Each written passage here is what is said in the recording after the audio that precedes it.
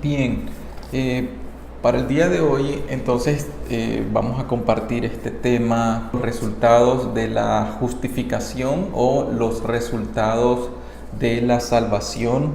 Y hemos visto que en los últimos capítulos el apóstol Pablo pues, nos ha estado mostrando cómo es que seremos justificados para con Dios, y esto ha quedado claro que es el centro de la doctrina cristiana, que es solamente por medio de la fe en el Señor Jesucristo. En el capítulo pasado vimos también cómo el apóstol Pablo se toma todo el capítulo 4 para darnos argumentos acerca de que somos justificados por la fe, y puso como ejemplo la fe de Abraham. Entonces, continuando con esta carta, ahora en el capítulo 5 nos encontramos pues con un mensaje central, que es la reconciliación con Dios por medio de Jesucristo. Entonces, dividimos el mensaje hoy en dos partes principalmente. La primera va a ser cuáles son los resultados de la justificación, y luego pues al final vamos a hacer una breve exhortación. Yo quiero que nos centremos en cuál es la condición de cada uno de nosotros. Entonces, vamos a la primera parte. Dice, ¿cuáles son los resultados de la justificación o de la salvación?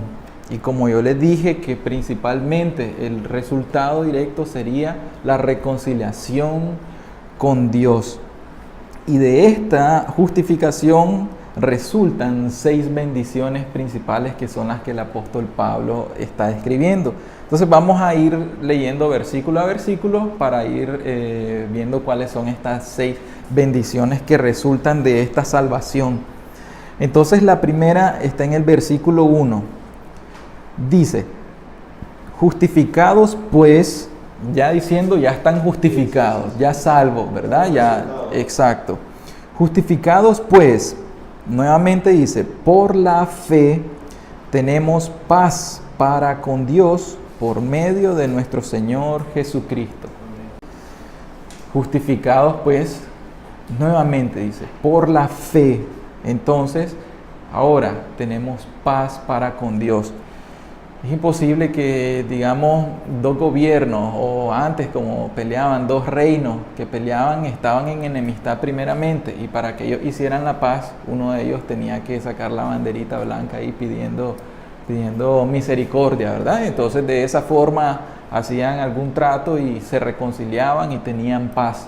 Entonces, para tener paz primeramente tenemos que reconocer una cosa, que el ser humano está en enemistad contra Dios. En Romanos 8:7, oigan eso, ¿por qué yo digo que primeramente el ser humano está en enemistad con Dios? Por cuanto los designios de la carne son ¿qué? Enemistad contra Dios, porque no se sujetan a la ley de Dios, y tampoco pueden. Entonces, el hombre natural también se le llama un hombre carnal, cuando todavía no ha sido regenerado por Dios. Y entonces el hombre carnal anda cumpliendo o anda bajo los designios de la carne. Y estos designios de la carne entonces son enemistad absoluta con Dios. Por lo tanto, todo aquel ser humano que anda en su carne y no anda en el espíritu es enemigo de Dios. Eso nos está diciendo. En el versículo 10 de aquí mismo, de la lectura que estamos haciendo, el versículo 10, que lo vamos a estudiar más adelante, ¿qué dice? Porque siendo enemigos fuimos reconciliados con Dios por la muerte de Jesucristo. Nuevamente, porque siendo enemigos fuimos reconciliados con Dios. Antes de la justificación, nosotros éramos enemigos de Dios. Y aquella persona que aún no se ha arrepentido de sus pecados y todavía continúa en la práctica de sus pecados, los pecados conocidos y voluntarios, continúa en rebeldía contra Dios, por lo tanto continúa en enemistad contra Dios.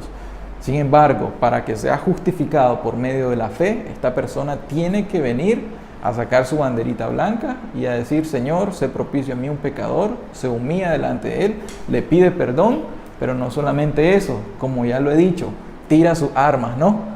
O sea, no es que sigue apuntando el arma y le dice, perdóneme, perdóneme, y le sigue apuntando en la frente con el arma. Lo primero que hace es tirar el arma, y el arma es el pecado, ¿verdad? Entonces lo primero que hacemos es despojarnos de todo pecado que ya conocemos que estamos practicando, debemos de hacerlo por medio de un arrepentimiento y después le decimos, Señor, sé propicio a mí, un pecador, ten misericordia de mí. En Colosenses 1:21, y a vosotros también que erais en otro tiempo extraños y enemigos en vuestra mente, haciendo malas obras, ahora os ha reconciliado en su cuerpo de carne por medio de la muerte, para presentaros santo y sin manchas e irreprensible delante de Él, si en verdad permanecemos fundados y firmes en la fe. Ven nuevamente lo que dice, en otro tiempo, y en otro tiempo quiere decir mientras la persona no ha sido todavía justificada o perdonada o salvada, eran extraños y enemigos en vuestra mente, haciendo malas obras. Ven que estamos hablando de una reconciliación. Estamos claros de eso, que lo primero que tenemos que reconocer es que hay una enemistad antes de la reconciliación. Aquel que no se ha considerado enemigo de Dios, ni siquiera tiene todavía chance en su mente para ser reconciliado. Pero el que sí ha considerado que se ha hecho un enemigo para con Dios, ¿por qué? Por las malas obras, porque comienza, como hemos dicho desde el principio, a hacer una lista de todos los pecados que hemos cometido y comenzamos a hacerlo, y cada lista que nosotros hagamos de pecados que se van a ir sumando, sabemos que esas son las malas obras que nos traen enemistad contra Dios. Entonces, eso es lo primero que yo quiero hacerles saber, que dice, ¿verdad? Justificados pues por la fe tenemos paz para con Dios. Ahora, quiero decirle, esa paz entonces es a través de la reconciliación que estamos viendo. Y la reconciliación se hace por medio de la fe y por medio de Jesucristo. Pero se hace ¿para con quién? ¿Para con Dios o para con el mundo? Dice, justificados pues por la fe tenemos paz para con Dios. Tenemos que entender algo. Una vez yo estaba hablando con un señor y me dijo, bueno, en realidad que si Jesús, él es ateo ahorita, pero fue educado en una escuela judía allá en Estados Unidos. Entonces, ¿qué pasa? Él me dice una cosa, ¿y cómo es de que el Señor, y cómo es que Jesús, si Él fuera el Mesías, Él dijo que iba a traer paz? Pero mira, todas las guerras, todo esto y todo lo otro. Y eso era la forma de cómo decir él que Jesús, el Mesías, no había venido. Entonces, la paz que el Señor trae, Él dice, la paz os dejo, mi paz os doy. Y luego que dice, yo no la doy como el mundo la da. Aquí hay una diferencia. La paz que el Señor trae es para con Dios. Es una paz interna, es una paz del corazón, es una paz de la conciencia y es una paz espiritual y es personal, No es una paz para con el mundo, sino es una paz para con Dios. ¿Por qué? Porque el Señor dice en Mateo 10:34, no penséis que he venido para traer paz a la tierra, no he venido para traer paz, sino espada. Estas palabras le chocan a las personas, claramente entendiendo el contexto. Con un ejemplo, hay una familia que digamos están en alguna religión, vamos a nombrar la religión judía en aquel tiempo, cuando las personas se comenzaron a convertir y en la familia eran todos judíos y se convertían al cristianismo. ¿Saben ustedes qué le pasaba? Supóngase que Alicia es judía y ella estaba ya, en Israel, pero de repente el mismo apóstol Pablo viene y le predica y ella escucha pues la predicación del apóstol Pablo. Y luego ella se convierte al Señor Jesús. ¿Qué tiene que hacer? Ella deja todos los rudimentos que el apóstol Pablo comienza a decirle y le dice, mira, no te vas a salvar por las obras de la ley, ni por tu moralismo, ni por tu virtud, ni por tu justicia propia, sino que tenés que creer de todo corazón en el Señor Jesucristo. Y ella cree, y luego le va a ir a contar a su papá. ¿Qué creen que va a hacer su papá y su mamá y sus hermanos? ¿Qué va a suceder en esa familia? Te van a correr primeramente, te corren de la sinagoga, te corren de la casa Y eso es verdaderamente lo que sucedió. En la historia eso es lo que sucedía. Por eso es que la iglesia primitiva cristiana, si ustedes han escuchado o leen, ellos vendían todas las cosas las vendían y ellos comenzaban a crear sus comunidades. ¿Saben por qué? Porque como los corrían de sus casas, no tenían a dónde ir, quedaban desamparados. Entonces, los que en familia se convertían al cristianismo vendían sus cosas y estos amparaban a los otros. Y eso era entonces la hermandad. Pero a eso es a lo que el Señor se refiere, ¿verdad? No es que quiere poner enemistad, pero aquí solo hay una forma. Si en su familia entonces, ¿cuál es la única forma que haya paz nuevamente en su familia? O que usted se regrese al judaísmo y ya no sea cristiana, o que el resto de su familia se convierta a Cristo. Si todos se convierten a Cristo, usted va a tener paz en su familia. Si solamente usted se convierte a Cristo de todo corazón y en su familia, ¿no? Vea, cuando usted, hablando ahora en este tiempo, cuando usted ya deja de escuchar música mundana, cuando usted deja ya de ver la televisión mundana, cuando a usted la están invitando a ir a esto, a tomar, a la fiesta o a lo que sea, ya ahí entonces comienza a tener mucho roce con su familia y ya todos comienzan a decirle, ya, y ahora te dicen la santa, ahora ya te volviste esto, ahora ya sos esto, y comienzan a decirle todo. ¿Por qué razón? Por una razón, porque usted se para por el Señor Jesús. Y Él dijo que el que ama a padre, a madre, más que a mí, no es digno de mí. Hay un momento que el Señor Jesús se le para a uno y le dice, bueno, aquí estoy yo, y si querés ser cristiana, si querés ser mi discípulo, tenés que amarme más que a tu padre, más que a tu propia madre, más que a todos tus hermanos, más que tu religión, más que todo lo que vos tengas. Si no haces eso, no sos digno de mí. Y entonces, en ese contexto, ¿verdad? Es que estamos viendo que el Señor no vino a traer esa paz del mundo. ¿Y cómo les doy, digamos, otro ejemplo? La iglesia cristiana, nuevamente en la historia, nosotros vemos y ha sido una historia de persecución, de martirio, de derramamiento de sangre, de enemistades contra los cristianos. Los cristianos hacen una cosa, se dejan crucificar, los cristianos se dejan ahorcar, los cristianos se dejan quemar, los cristianos son echados a la fiera, a los leones, son devorados por todas las fieras en los coliseos romanos. Los cristianos ponen una mejilla y luego ponen la otra mejilla. El cristiano verdadero está dispuesto a sufrirlo todo por el Señor Jesucristo. ¿Qué les pasó a los profetas del Antiguo Testamento del Señor? Lo mismo, los apedreaban, los mataban, era lo mismo lo que les hacían a ellos. Entonces el cristianismo en realidad entra en un conflicto con este mundo. ¿Por qué? ¿El mundo a quién le pertenece? Seamos sinceros. El mundo le pertenece a Satanás. Sálganse, váyanse nuevamente y ustedes me dicen, váyanse una hora a dar una vuelta en la noche si quieren y regresen y me dicen a quién le pertenece el mundo. Es claro, eso es evidente. Por lo tanto, entonces, para aplicarlo primero, es esa paz para con Dios, no es una paz para con el mundo, es una paz para con Dios. Si queremos estar en paz con Dios, lo primero que tenemos que reconocer es nuestra condición como enemigos.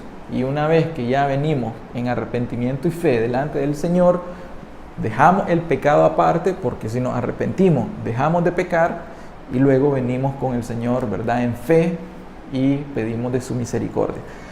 Continuamos entonces en el mismo versículo, en Romanos 5, en el versículo 1. La segunda bendición, entonces la primera bendición es paz para con Dios. La segunda bendición entonces es que tenemos acceso o entrada a Dios o a la gracia. ¿Por qué? Porque dice, tenemos paz para con Dios por medio de nuestro Señor Jesucristo, por quien también tenemos entrada, ¿por qué? Por la fe a esta gracia en la cual estamos firmes. Entonces tenemos entrada o acceso al trono de la gracia, a Dios Padre, por medio de la fe en el Señor Jesucristo. En el Antiguo Testamento, no sé si han escuchado la historia cuando Moisés estaba en el monte de Sinaí y el Señor le iba a dar los 10 mandamientos, que los escribió en las tablas. Ustedes se acuerdan que el Señor le dijo a Moisés que nadie se acercara y que no entraran a cierta periferia en el monte de Sinaí, porque cualquiera que entrara ahí iba a ser muerto o destruido. Solamente Moisés podía ir y establecer una comunión directa con Dios. Luego nosotros tenemos, una vez que está el templo en el Antiguo Testamento, está el tabernáculo. Y ustedes saben que las mujeres y los gentiles no podían entrar en cierta periferia. No podían entrar ni los gentiles ni las mujeres a cierta distancia. Luego, los hombres y los, digamos, los líderes ahí religiosos podían entrar a otra cierta distancia, pero no podrían llegar muy cerca al tabernáculo. El único que podía llegar, y escuchen esto, solamente una vez al año, era el sumo sacerdote. Y si él no entraba apropiadamente, corría el riesgo su vida de que pudiera morir. Entonces, él tenía que hacer expiación por sus pecados primeramente, tenía que purificarse y luego purificar al pueblo para poder ir a establecer esa comunión con Dios. Esa es la santidad de Dios en realidad, que nosotros hoy en día la tenemos como por basura. Pero si leyéramos esas cosas en el Antiguo Testamento, nos entraría temor de saber que Dios es extremadamente santo y puro. Pero gracias damos al Señor Jesucristo, que cuando Él murió en la cruz, sucedió algo. Hubieron digamos, cosas sobrenaturales. Un gran terremoto, las tumbas de los sepulcros, los sepulcros se abrieron, se vieron cuerpos de los santos andando por la ciudad de Jerusalén, y una cosa sucedió. Se rompió ¿qué? El velo del templo se rasgó en dos mitades. ¿Y eso qué quiso decir? Quiso decir de que ese velo que había entre Dios y los hombres ahora ya era roto, era rasgado. ¿Por medio de quién? Por medio de Jesucristo, por medio de ese sacrificio. Ahora entonces nosotros tenemos acceso a Dios Padre, pero solamente, yo les voy a decir esto y tiene que ser un objeto de meditación. Ustedes nunca van a poder llegar al Padre, a Dios Padre, si no es a través de Jesucristo. Incluso cuando ustedes quieran orar a Dios Padre, ustedes tienen que meditar mucho, que no pueden saltarse directo al Padre si es que Jesucristo no es el mediador. Si ustedes quieren ir solos a Dios, nunca van a poder. Porque nuevamente repetimos el versículo de la vez pasada: yo soy el camino, la verdad y la vida. Y luego dice: nadie va al Padre si no es por mí. Y aquí nuevamente nos está diciendo: por medio de nuestro Señor Jesucristo. Entonces, nuestro Señor Jesucristo es el mediador. Vamos a leer en Efesios 2:18. Porque por medio de Él, que es el Señor Jesucristo, los unos y los otros tenemos entrada por un mismo espíritu. ¿A quién? Al Padre. Eso dice. Luego en el 3:12, ahí mismo en Efesios 3:12, en quien tenemos seguridad y acceso con confianza por medio de la fe en Él. Queriendo decir, nuevamente habla de Cristo Jesús nuestro Señor, en quien tenemos seguridad y acceso. Seguridad y acceso por medio del Señor Jesucristo. Y el último de acá, Hebreos 4:16. Miren lo que dice, y el título ahí, ¿cómo dice en su Biblia, doña Desiree? Ok, aquí dice Jesús, el gran sumo sacerdote. Por tanto, teniendo un gran sumo sacerdote que traspasó los cielos, Jesús, el Hijo de Dios, o sea que Jesús es nuestro sumo sacerdote hoy en día y para siempre, retengamos nuestra profesión, que es la fe en el Señor Jesucristo, porque no tenemos un sumo sacerdote que no pueda compadecerse de nuestras debilidades, sino uno que fue tentado en todo, según nuestra semejanza, pero sin pecado. Todo sumo sacerdote de la antigüedad tenía que hacer expiación por sus propios pecados antes de poder entrar, ¿verdad? Una vez al año, exacto. Pero Cristo Jesús, el sumo sacerdote, desde que entró al cielo para siempre y toda la eternidad, nunca pecó. Ahí está, acerquémonos pues confiadamente al trono de la gracia donde está Dios, ¿verdad? Para alcanzar misericordia y hallar gracia para el oportuno socorro. Imagínense eso. Yo les puedo preguntar a ustedes, ¿quién es el sumo pontífice? ¿Quién es el sumo sacerdote? A mí la Biblia me responde, Cristo Jesús. A mí me lo está diciendo, Cristo Jesús.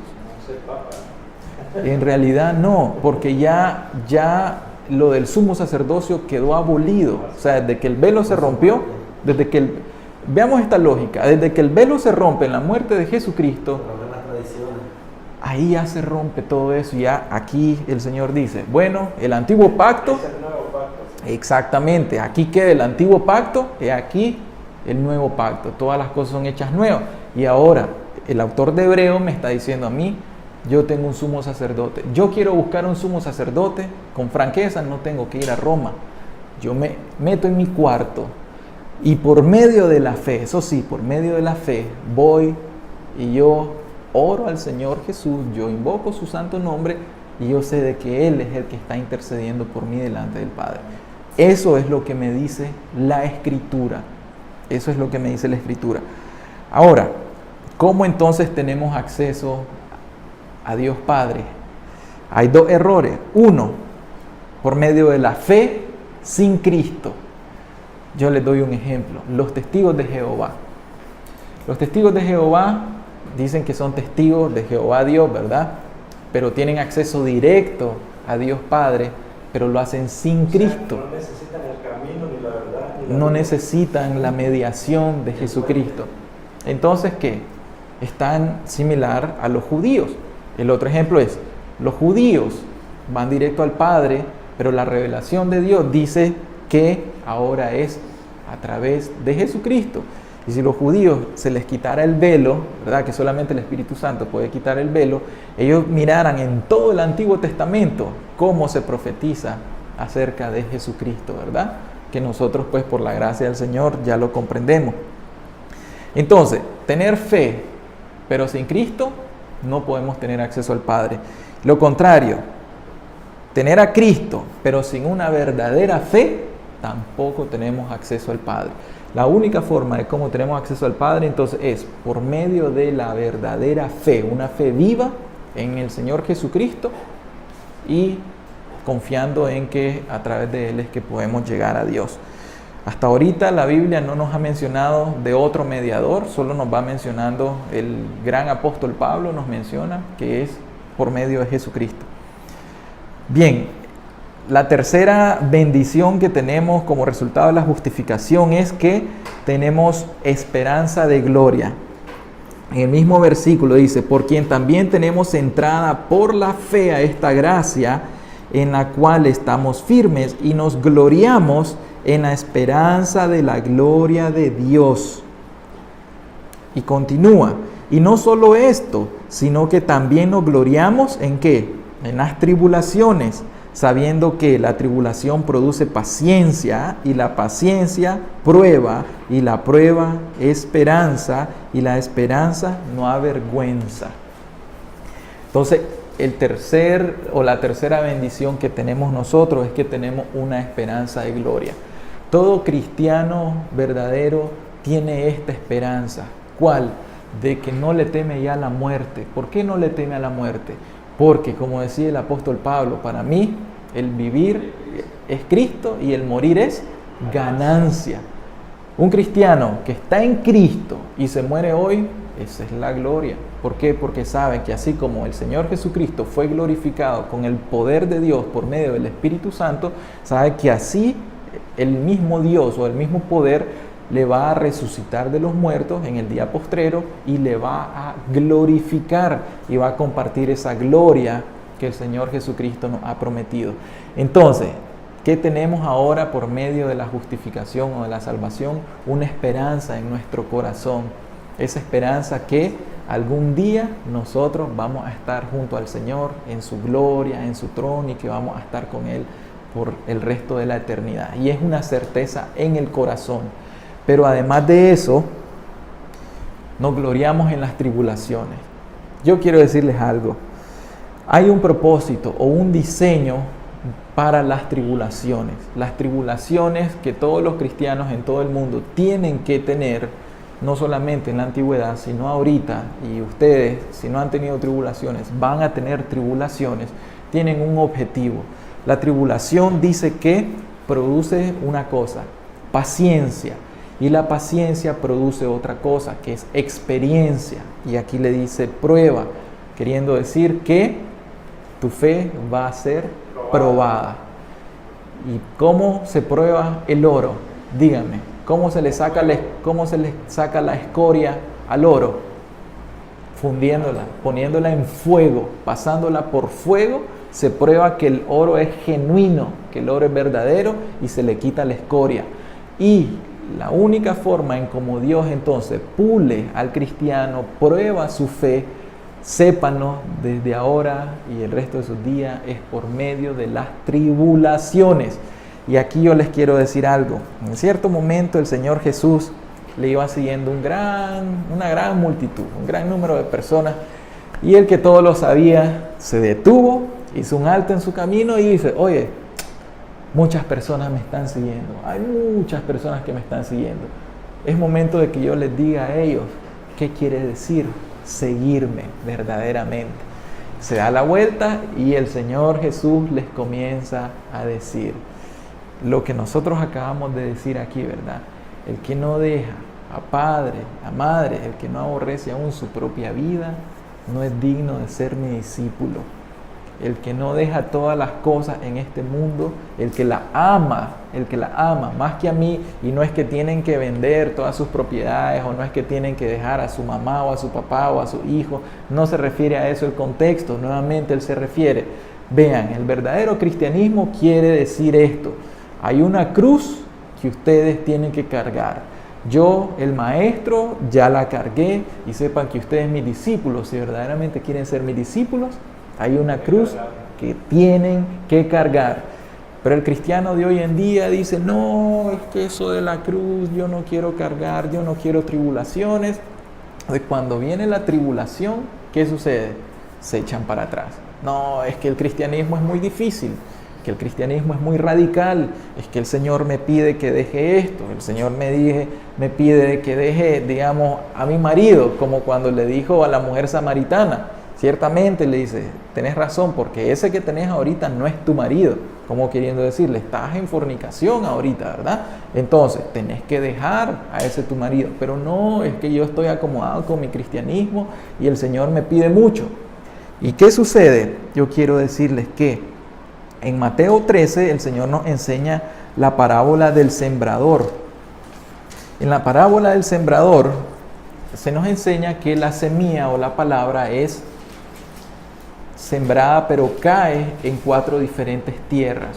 El problema aquí es que solamente una tierra, que es la buena tierra, que es el corazón, ¿verdad?, que recibe la palabra de Dios, solamente esta dio frutos. Pero hablando acerca de las tribulaciones, en el versículo 5, en Mateo 13, 5, dice acerca de la semilla: parte cayó en pedregales donde no había mucha tierra y brotó pronto porque no tenía profundidad de tierra. Pero salido el sol se quemó y porque no tenía raíz se secó. Ahora expliquemos esto. En el versículo 20, ahí mismo, dice: y el que fue sembrado en pedregales, este es el que oye la palabra y al momento la recibe con gozo. Recibe con gozo la palabra, pero no tiene raíz en sí, sino que es de corta duración, pues al venir la aflicción o la persecución por causa de la palabra, luego tropieza. Ahí la fe es probada. Ustedes reciben la palabra y la palabra está surgiendo algún efecto y ustedes están haciendo algunos cambios y ustedes dicen: oye, en realidad esta es la verdad, esta es la verdadera palabra, esta es la sana doctrina. Pero luego que sabemos que el Señor Jesús también nos demanda que nos neguemos a nosotros mismos y que carguemos la cruz, entonces vienen las aflicciones, vienen las pruebas, y la persona entonces, desconociendo que el objetivo de la tribulación es probar la fe y perfeccionarnos, o perfeccionar nuestra fe, o pulirnos. Entonces, hay personas que sencillamente dicen, no, estas aflicciones, estas tribulaciones no son para mí, mejor estaba como yo soy. Entonces se regresan a la comodidad de la religión que tienen y viven la religión a como se las han planteado y como en realidad se vive hoy en día en la mayoría de las iglesias, ¿verdad? Entonces, en Mateo 10:38 solo se los digo, dice, y el que no toma su cruz y sigue en pos de mí, no es digno de mí. Hay una cruz entonces que tenemos que cargar como cristianos y esa cruz pues en realidad es el negarse a uno mismo, el negarse al mundo, el negarse incluso a las amistades del mundo, a la vanagloria de la vida, a los deseos de la carne, a los deseos de los ojos, a las pasiones que hay dentro de nosotros. Que aquí estamos claros que estamos hablando de las tribulaciones de los cristianos, los que están justificados, ¿verdad? Porque en realidad el cristiano tiene todo esto que es un gozo dentro del corazón, ¿verdad? Y el Espíritu Santo, el que le da la gracia al cristiano para poder prevalecer durante el periodo de la tribulación. Bueno, entonces, viendo ahí, ¿verdad? Que toda fe debe ser probada y esto debe ser probada por el fuego de la aflicción. Entonces, la cuarta bendición que el Señor nos da, o es resultado de la justificación, es el amor de Dios.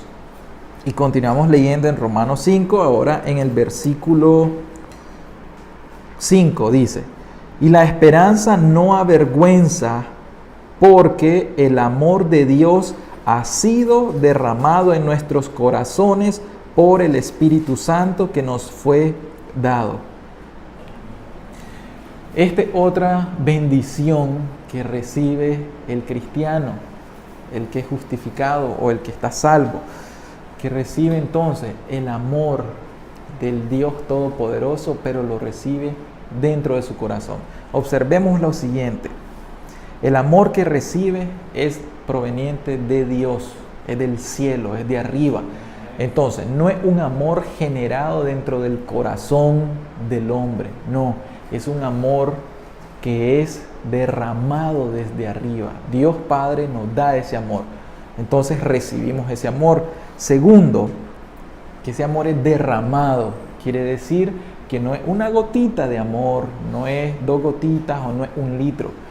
Un amor de Dios derramado quiere decir que de su interior correrán ríos de agua viva, refiriéndose al Señor Jesús a los que creyeran en Él y recibieran el Espíritu Santo. Lo siguiente es que es derramado ¿en dónde? En el corazón. Y en el corazón es la parte más interna espiritualmente hablando. No hablamos del corazón físico. No es el corazón físico ese, ¿verdad? No. Exacto, estamos hablando de espiritual. No es entonces en la parte superficial, quiere decir que el amor no está en la superficie.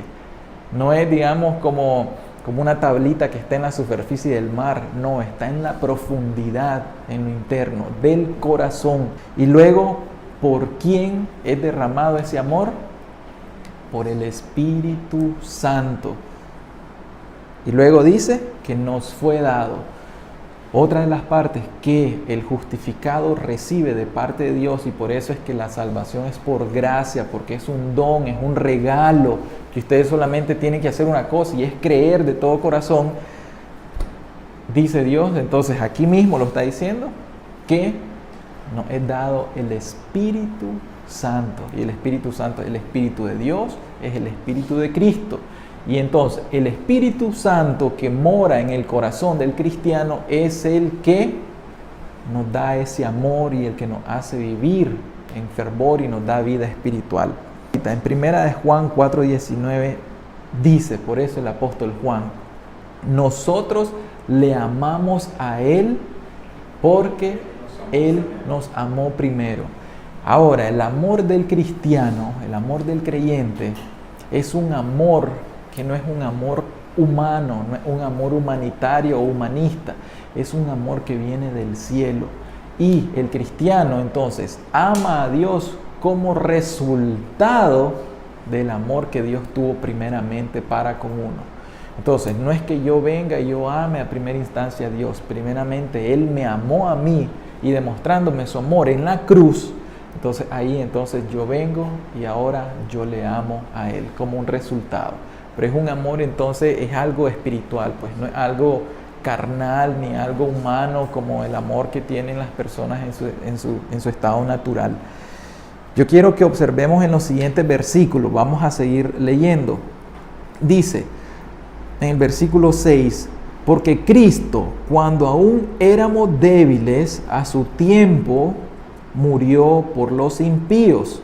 Nuevamente, muere por los malos, por los impíos, por los pecadores, no por los justos ni por los sanos. Ciertamente, apenas morirá alguno por un justo. Con todo, pudiera ser que alguno osara morir por el bueno. Mas Dios muestra su amor para con nosotros en que, siendo aún pecadores, Cristo murió por nosotros. ¿Escuchan eso? El amor de Dios es este. Quizá algún ser humano, quizá, dice el apóstol Pablo, poniendo un ejemplo, ¿verdad? Porque no es natural de que una persona muera, digamos, por otra persona en un amor para salvar su vida. Vemos que las personas mueren por, digamos, en una guerra las personas mueren por patriotismo, pero eso no, digamos, amor a la patria. Estamos hablando, digamos, de poner la vida de uno por el amor verdadero, el amor a Dios, no, digamos, ese amor de este mundo. Pero ¿qué sucede? Quizá alguno muera por un justo, pero ¿qué sucede? Dios no murió por un justo, Jesús no murió por un justo. Señor Jesús murió por miles y miles de viles pecadores. Por eso es que nuevamente, si ustedes no se sienten pecadores, si ustedes no se sienten viles, si ustedes no sienten esa enfermedad del pecado en su corazón, Cristo no murió por ustedes, sencillamente. Pero si ustedes vienen en necesidad y reconocen que son malos delante de Dios y que han pecado en contra de Él, inmediatamente el sacrificio de Jesús puede venir para ustedes. Pero pensemos en esto entonces. Primero yo quiero que mediten en el amor de Dios Padre.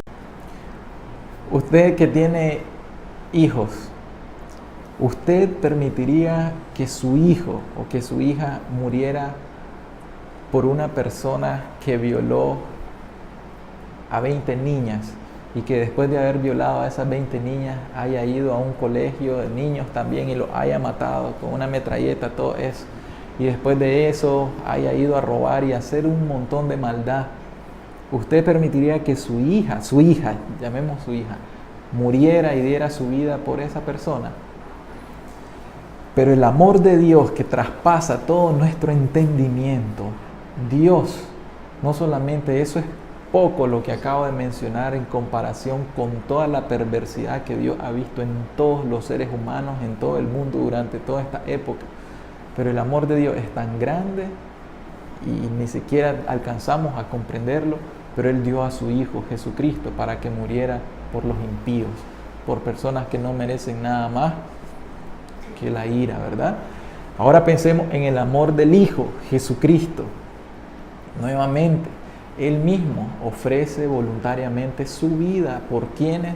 Por las mismas personas malas, no por ningún justo, sino por personas perversas, personas malas como ustedes y como yo, que solo hemos hecho lo malo en toda la vida, ¿verdad? Él entonces nos amó demasiado que Él estuvo dispuesto hasta ir a la cruz, y la muerte de cruz, terrible muerte de cruz. El amor de Cristo es tanto que Él solamente nos revela sus dolores externos en la cruz. Pero si Él nos revelara lo profundo que fue haberse tomado la copa de la ira de Dios, haber sufrido el castigo del infierno de todos los seres humanos que creyeran en Él, eso es algo que nuestra mente no nos permite, pero su amor es demasiado grande. Ahora pensemos en el amor de la persona del Espíritu Santo, o de Dios Espíritu Santo. El amor del Espíritu Santo, que Él es demasiado santo. El Espíritu Santo, por eso lleva el nombre de santidad. ¿Se imaginan ustedes cómo el Espíritu Santo puede venir a morar al corazón de un pecador, de una persona que ha hecho lo malo? Eso es inconcebible en la mente humana. Pero es tanto el amor del Espíritu Santo que convence al pecador de su pecado, lo convence de la justicia de Dios, lo convence del juicio. El Espíritu Santo viene y ¿saben qué hacen las personas? Rechazan a Dios, contristan al Espíritu, rechazan al Espíritu Santo, rechazan a Jesucristo, rechazan a Dios Padre, rechazan este amor. ¿Y saben qué hace el Espíritu Santo? Insiste, insiste, insiste, insiste. Ese es el amor del Espíritu Santo, y que cuando una persona viene a la salvación y es justificada por la fe, el Espíritu Santo viene a morar en el corazón de la persona, porque vosotros sois templos del Dios vivo, dice el apóstol Pablo. Templo del Dios vivo, o sea, morada del Espíritu Santo dentro de nosotros. Ahora bien, un día se acabará ese amor. ¿Y cuándo es ese día? El día de la muerte de cada persona. Cuando la persona muere, ¿qué dice la Escritura de esto? Muerto el impío, perece su esperanza. Mientras hay vida, hay esperanza. Mientras el pecador tiene vida, el Espíritu Santo está ahí, insistiendo, insistiendo. Pero una vez que muera, ni modo. La salvación se le ofreció a cada ser humano y la persona la quiso rechazar, no quiso. Ahora se tiene que ver en el día del juicio con el Señor. El número 5 de los beneficios que obtenemos acerca de la justificación es la bendición de la salvación de la ira venidera. ¿Dónde dice eso? En el versículo 9. Pues mucho más estando ya justificados en su sangre, nuevamente por el sacrificio del Señor, por Él, por Cristo Jesús, seremos salvos de la ira. Oigan cómo el apóstol Pablo menciona solo a Cristo, solo a Cristo, solo a Cristo, por Él, por su sangre, por su sacrificio, por su redención, por medio de la fe en Él. Solo menciona a Cristo. Por eso es que nosotros somos cristocéntricos, porque Cristo es el centro de todo. Sin Cristo no tenemos esperanza, sin Cristo no tenemos nada. Pero aquí dice que hay una salvación de la ira venidera. Y preguntan algunas personas, ¿pero de qué me va a salvar Dios? ¿De qué necesito ser salvo? Bueno, Primera de Tesalonicenses 1:10. ¿Qué dice? ¿Quién la quiere leer? Y esperar de los cielos a su Hijo, al cual resucitó de los muertos, a Jesús, quien nos libra de la ira venidera. Ok. Hay una ira venidera. ¿Cuál es esa ira venidera? Vamos a ver. Pero entonces, ¿qué dice? Vamos a esperar al Señor Jesucristo que venga del cielo, el cual ya resucitó de los muertos, Jesús, ¿verdad? ¿Quién nos libra de la ira venidera? Nadie más nos va a librar de la ira venidera, sino solamente Jesús. En Efesios 2:3, entre los cuales también todos nosotros vivimos en otro tiempo en los deseos de nuestra carne, haciendo la voluntad de la carne y de los pensamientos, y éramos por naturaleza hijos de ¿qué? De ira. Quiere decir que naturalmente el ser humano que está en enemistad es un hijo de ira. ¿Por qué razón? Porque la ira de Dios está sobre el impío, sobre el pecador, mientras está sobre enemistad. Y es solamente la misericordia y la intercesión del Señor Jesucristo en su misericordia y la misericordia de Dios y del Espíritu Santo que están deteniendo la ira de la justicia divina. Apocalipsis 6:15. Y los reyes de la tierra, o sea, y los grandes, y los ricos, los capitanes, los poderosos, pero también y todo siervo y todo libre, se escondieron en las cuevas y entre las peñas de los montes, y decían a los montes y a las peñas: caed sobre nosotros y escondednos del rostro de aquel que está sentado sobre el trono y de la ira del Cordero, porque el gran día de su ira ha llegado. ¿Y quién podrá sostenerse en pie? ¿Quién va a poder sostenerse en pie en el gran día de la ira? Y ahí dice del Cordero. ¿Y quién es el Cordero? Jesús. En el capítulo 14 en el capítulo 14 ahí mismo, Él también beberá del vino de la ira de Dios, que ha sido vaciado puro en el cáliz de su ira. ¿Cuál es el cáliz de la ira? Aquel cáliz, aquella copa que el Señor Jesucristo ya se bebió. ¿Y será qué? Atormentado con fuego y azufre delante de los santos ángeles y del Cordero, y el humo de su tormento sube por los siglos de los siglos, y no tienen reposo de día ni de noche los que adoran a la bestia y a su imagen, ni nadie que reciba la marca de su nombre. Y yo les voy a leer lo que sigue. Aquí está la paciencia de los santos. Escuchen, los que guardan, ¿qué? Los mandamientos de Dios y la fe de Jesús. Ellos son los únicos que van a ser librados de la ira de Dios. ¿Quiénes? Dice claramente, los que guardan los mandamientos de Dios y la fe de ¿quién? De Jesús. Y por eso es que yo les digo, ¿verdad? Que solamente somos justificados por la fe. Y el último, entonces, la última bendición como resultado de ser salvos o de ser justificados, termina con el gozo en Dios. Y eso está en el versículo 11. Bueno, voy a leer el 10. Dice, porque si siendo enemigos fuimos reconciliados con Dios por la muerte de su Hijo, mucho más estando reconciliados seremos salvos por su vida. Nuevamente, ¿salvos de qué? Salvos de esa ira venidera. Huyan de la ira venidera, huyan de la ira venidera. Y luego dice el versículo 11, y con ese terminamos la lectura. Y no solo esto, sino que también nos gloriamos en Dios por el Señor nuestro Jesucristo, por quien hemos recibido ahora, ¿qué? La reconciliación. O sea, la reconciliación la hemos recibido solamente por el Señor Jesucristo. A Él sea toda la gloria, toda la honra, todo el imperio, toda la majestad por los siglos de los siglos. A Jesucristo le pertenece toda la honra. Y eso es en realidad el gozo de la reconciliación.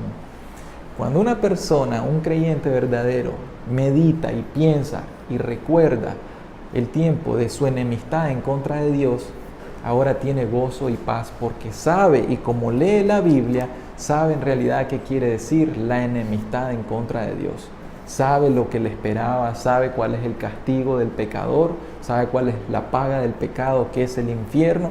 Leímos ahí, sí o no, el humo de su tormento, dice, es por los siglos de los siglos. ¿Qué quiere decir los siglos de los siglos? Por siempre y para siempre. Eterno, día y noche, por siempre y para siempre. El simple hecho de meditar en eso causaría temor en nuestro corazón. Bien, y ahora para terminar de una forma breve, pues sí quiero hacer una exhortación a que meditemos en cuál es la condición en la que nos encontramos ahorita. Si vimos que se nos está diciendo cuáles son los resultados de una justificación. O sea, está encerrando a dos tipos de grupos. Aquellos que están en enemistad con Dios, pero aquellos que han sido reconciliados por medio del Señor Jesucristo para con Dios, y estos son los que ahora están justificados. Realmente estos 6 beneficios, estas 6 bendiciones que vimos de la salvación, pues solamente son aplicables para las personas que ya se han arrepentido de todo corazón, para las personas que han creído de todo corazón en el Señor Jesucristo. Y pues el Señor, que no retarda sus promesas, Él las cumple, dado que la persona tenga una fe genuina en el Señor Jesús, una fe viva, y pues lo hace coparticipante de todas estas bendiciones espirituales. Sin embargo, es bueno que meditemos en la condición de las personas que aún están en enemistad en contra de Dios, las personas que persisten en su rebeldía, que todavía atesoran 1, 2 o 100 pecados en su corazón, que aún no los han confesado a Dios, personas que todavía dicen no soy libre de este pecado, las personas que todavía quieren retenerle algo a Dios, algún ídolo en su corazón. están en una falsa fe, pueden ser profesantes de la religión, pueden estar en una religión, tener 20 años de estar en XY religión cristiana, pueden haber nacido en cuna católica, en cuna evangélica. Sin embargo, eso sabemos claramente que eso no es lo que nos va a dar la salvación, o eso no es lo que nos va a justificar delante de Dios. Pero si todavía persiste reteniendo un pecado, 2 pecados, y estamos hablando de pecados voluntarios, pecados conocidos, los pecados que ya el Señor le ha dicho a ustedes que tienen que dejar de hacer estos pecados. Si ustedes persisten todavía en esto, pues ciertamente están en rebeldía contra Dios y no tienen ningún motivo para pensar que están en paz con Dios. El hecho de que no tengan grandes calamidades no quiere decir que están en paz con Dios, pues persisten en enemistad con Él, como ya lo hemos estudiado. Pues tampoco tienen acceso a Dios, tampoco tienen entrada a la gracia. Y esto vemos que el Señor Jesucristo le dice a aquel fariseo, en la parábola del fariseo y el publicano, y le dice, y el fariseo oraba consigo mismo, como dejando muy claro, este no oraba con Dios, sino que estaba orando consigo mismo, porque bien sabemos que el pecado o la iniquidad es el que causa separación entre Dios y el hombre. Tampoco tendrían por qué tener alguna esperanza de gloria, porque si están en sus pecados y si se llegasen a morir en sus pecados, o el Señor viene y los encuentra en sus pecados fuera de Cristo, ¿saben qué va a suceder? Pues el infierno eterno es lo que les espera, los tormentos eternos, como leímos en Apocalipsis. Eso es lo que le espera a la persona que no es de la fe del Señor Jesucristo. Por lo tanto, no tiene por qué gloriarse en ninguna esperanza de la gloria venidera, sino que solamente está con una horrenda expectación de juicio. Tampoco el amor de Dios ha sido derramado en sus corazones, porque el amor es derramado por medio del Espíritu Santo, y el Espíritu Santo solamente es dado a aquellas personas que se humillan delante de Él, porque Él es Espíritu de santidad. Y mientras ustedes continúan en su rebeldía en contra de Dios, levantando sus armas de fuego, que es el pecado en contra de Dios, un corazón altivo, un corazón soberbio, una justicia propia, o algún pecado, algún tesoro que atesoren en el corazón, pues ciertamente el Espíritu Santo no va a poder venir a morar en sus corazones hasta que ustedes se humillen. Y para terminar, si aún persiste en enemistad contra Dios, tiene que saber que no ha sido salvo de la ira venidera. Tiene que saber una cosa, y esto se lo digo con mucho amor en base a la Escritura.